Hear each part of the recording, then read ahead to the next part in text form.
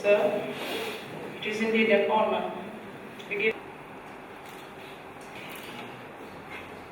It is a most pleasure to be here this afternoon. You know, we can talk about violence against women and children, and indeed sexual abuse, domestic violence, on a number of strands. But I'd like to just address two fundamental issues. One of them, obviously, for any human being to beat up another human being is not correct. You know, whether it's another man beating another man for no reason, or because you are stronger than, physically stronger than the other person, and you feel you have the license to beat them up whenever you feel like it. I mean, it's not right. At that very basic level. And the other issue, of course, is that what is the effect of actually carrying out domestic violence or beating up people? Of course, we can talk about from a religious significance. Indeed, all religions will tell you it is incorrect to rape, to have sex with somebody without their consent. When we know these very fundamental values and morals exist, the question we need to ask, why is it still happening? Why are these things still happening in our society? And I think there is obviously a lot of disconnectivity between what we say, what we preach, what we may believe, and in terms of what we practice. And there's a fundamental issue there, fundamental disconnectivity. Now, whenever there is generally in society any disconnectivity such as that, the law always tries to intervene and try and stop the mischief, try and stop that particular crime from taking place. So therefore, if the law is going to be put in place to stop that particular mischief, or that immoral act, whatever you may call it, it is very much dependent, the success of that is dependent on the people who are going to enforce the law. You are the enforcers of the law. You are the people to whom complaints come to. So therefore, it is very critically important for you to not just understand how the law operates, but also have a deep philosophical understanding as to why it is an offense in the first place, why it is wrong in the first place. In the same way, for example, when we talk about corruption, some people may not, a few years ago, have appreciated the fact that if I want my water meter connected, and you buy me 3 cartons of beer, or I buy you 3 cartons of beer, then only it gets connected. Many people would have seen that as normal part of, everyday business. But now, of course, it's an offense. Because the reality is that if you allow that to happen, only people who can afford to buy 3 cartons of beer will get the connectivity. Other people will lose out. So you are marginalizing people who are already poor. In the same basis, you need to obviously understand, and I'm sure the course this week has, enlightened you with the fact that why it is morally wrong to actually have these acts occur. And then with the enforcement is how you need to enforce the law. I'll tell you about the domestic violence law. In fact, it had already been drafted back in the 90s. There has already been some work that was done. But there was no political or administrative will to implement it. Because indeed, fundamentally, there are some people who actually believe that women should be beaten up. I mean, I just recently got told by a relative of mine who works in one province, I shouldn't name it because people might think that I'm saying that people from that particular province beat up the people. But the fact is that there was a woman actually, a grandmother, getting her grandson to beat up his wife because she did not make the tea on time. It was not hot enough. So it's not always, and I think this is a misapprehension, that the attitudes or the wrong attitude towards women aren't only just by men, but it's also by some women too. And that is the nature of what we call a patriarchal society. Patriarchality, if you want to call it, does not only sit with men itself, it also sits with the women. In the same way, when we talk about racism, it's not only one group versus the other group, it can permeate throughout all the groups.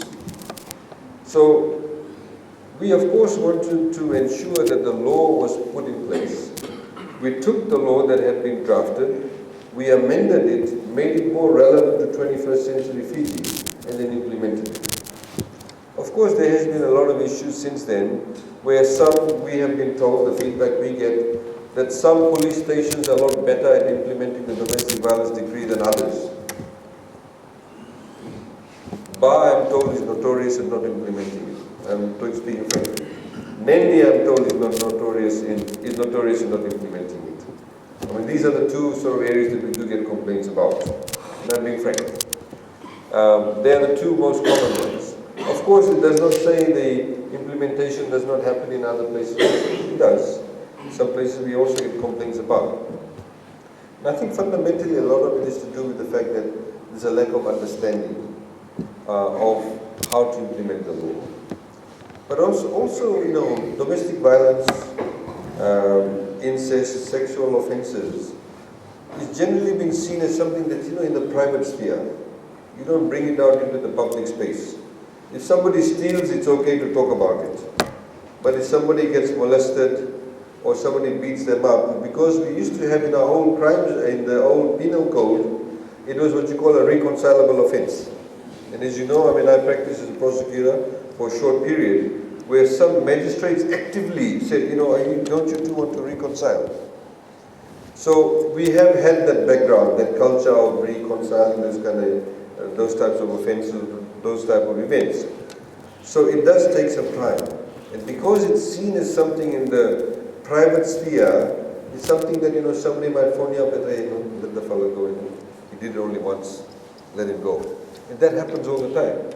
And I'm sure many of you would have come under that type of perhaps pressure from people in the community, maybe people who are religious leaders in the community, or people who are well known, you know, in the community might say, look, well, it happened, please, no, let him go, he's not going to do it again. But the point is, once you make that slip, it'll continue to happen. In the same way, we must have a zero tolerance, for example, for corruption. Now, and I'm openly saying this to you, if you find somebody who's ringing you up and saying, let go of this person, and if that person is a public official, please tell us about it. You have a full right to inform that, because that is trying to influence you as an independent enforcer of the law from doing your job. They're stopping you from doing your job. So please report that. I have said in other forums, for example, that if you look at domestic violence, for example, purely from a commercial basis, you know, most of the tourism contributes 35% towards our GDP, in particular in this corridor here. Now, most of the people who serve you the food in the restaurant, in the hotel, most of the people who make the beds in the hotel and clean the toilets and clean the sheets, who greet you at the hotel, are women. And we know that majority of the domestic violence in Fiji is perpetrated by men against women. Now, if the lady who is going to clean your room or who is going to serve it to you at the table is being bashed up the night before at home, what do you think her level of productivity will be the next day? Do you think she'll want to serve you at the table with a black eye? Do you think when she's probably being up half the night, will she be able to put the bed together properly and put the sheets properly? Of course not. In the same way, if I was bashed up the night before, my level of productivity won't be good the next day. It's very simple. You know, that's how humans function. So the reason why I've said this at a number of tourism forums is that many businesses also in Fiji have this attitude that these are issues that's, you know, to the NGOs and women's rights movement or women's crisis center. I don't know about women's rights, but women's crisis center. Women's rights is another issue. But women's crisis center can handle it. The point is that this problem of domestic violence and sexual abuse is everybody's problem. It has a commercial implication, it has a moral implication, it has a criminal implication, it has an ethical implication also. It has a religious implication too. All religions teach you, they say that we all believers in God. God views all believers as equal. We are all children of God. It does not say that man is more of a child than women. So you see, fundamentally, the issue of domestic violence, the issue of sexual abuse, and abuse against children is a public issue. And we need to deal with this in the public sphere. You can't push it to the side. Let's deal with it behind the doors. Because if we don't deal with it publicly, this is why you have the Honorable Prime Minister, as alluded to earlier on, in Turkey, with a lot of world leaders there, making this very public statement. And it was seen as a very bold statement. But the fact is, he is a leader of the nation making this very strong statement because we believe fundamentally as a government it needs to be discussed in the public space. Only then we can resolve this issue. You know, today I was talking with some of the people who work with me about how, you know, we've seen an increase in these events. Now the issue of course is, was it happening a lot before but it was simply not reported? Or is it actually been an increase? Or is it a combination of both? Now nobody has really done a specific study on that.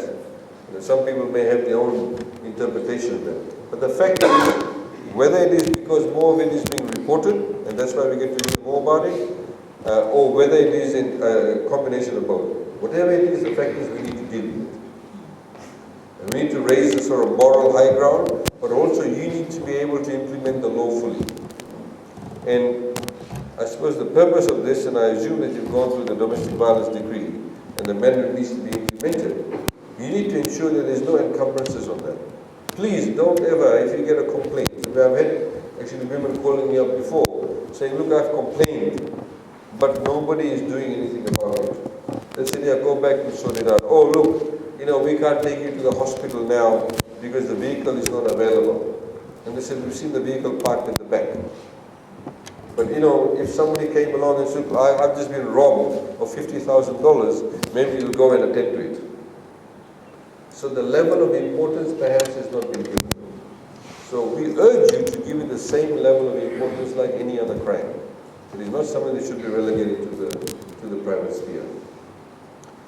You know, ladies and gentlemen, I think apart from that, I'm sure the Women's Crisis Center and the training has been very, very thorough.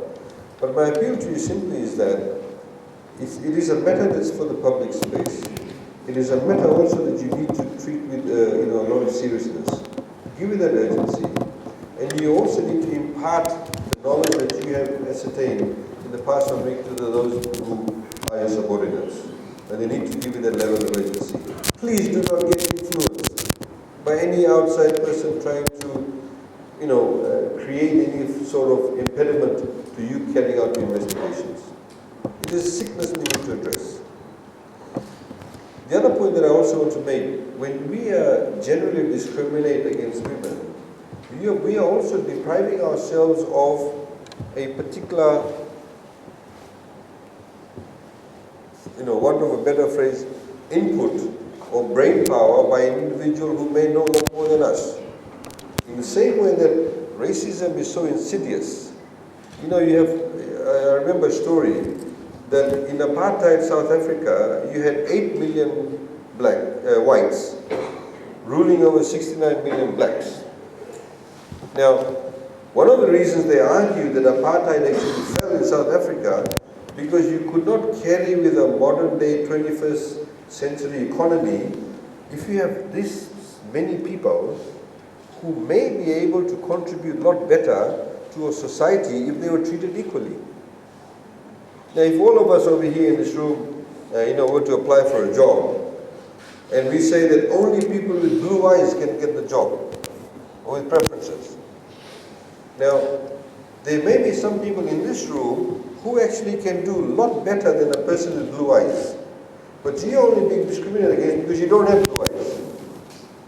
In the same way with ethnic discrimination or gender discrimination deprives a society, deprives an organization, deprives a community, deprives an economy of the right person for the right job. That is very, very critical to understand that. So all of you who who are seniors, when you apply for the next post up, you should be appointed on merit because you're a good police officer. You should not be appointed just because you come from Kandavu, and the guy doing the appointment is from Kandavu, or because you belong to some other, you belong to an ethnic group, or because you have blue eyes, or because you're a man. The women officers in the room should also be given equal opportunity. They should be the best officer for the right position. So, a lot of people, when you talk about discrimination, only think about ethnicity or we think about religion. But it's also about gender. So, these are some very basic messages I have for you. It's a Friday afternoon and I'm very hungry. I'm sure all of you are very hungry too. But, you know, I like to wish you all the best when you go back. Please take the information, the knowledge you have gained and impart it to those who work as your subordinates. And we can actually make a huge change. Believe you me, we can make a huge change. I was at the airport this morning. I went to greet the Honorable Prime Minister who came back. And I was sitting in the cafeteria place. And this lady who is a former Fijian, lives in Australia now. And she came to me and started talking to me. Apparently her auntie looked after me and my brother when we were young kids in Lotoka. And she said, you know, you people are really changed Fiji. It's like overseas. Like things are getting better. The point is, ladies and gentlemen, it can happen in a very short period of time if you have a focus. Everybody talks to you and say, oh, you know, look at Singapore. Singapore was way behind Fiji in the early 60s. Look where they are today, where we are today. It can be done. We just need to have that focus. And in particular, specifically for this, we have got to focus and we are able to then reduce this particular hideous crime and hideous attitude that exists in our society. We'll be able to do a lot more as a nation, in the same way that we said to the rugby team, our rugby team. It brought us together. We only become patriotic when the rugby sevens team plays. Other times, when we go to a rugby match, a soccer match, they ask us to stand up. Half the people are standing, the other half are sitting down. One guy's got a cigarette in his hand. But the point is, we need to have that focus all the time. I was yesterday with these two young ladies who won the gold and silver medal in the weightlifting. One of them is 17 years old. I mean, can you imagine what she'll be like in about 4 years' time with the right focus, with the right attention? By us giving a bit more, capital contribution to this weightlifting competition, I've now been told that they want to hold a world weightlifting competition in Fiji. They say Fiji is capable of doing that. So there's a lot of positive things happening in our society. The same way we must address this very negative thing that is happening in society, and we can only do it with your contribution. So Vinam Levu, for your participation, I'd like to also acknowledge the Commissioner of Police. I'd like to thank Shamim Ali, who obviously has been decades in this area, and I'd like to thank her for her contribution, and UNDP of course. And I wish you all the very best, and please have a good weekend. Vinaka, thank you.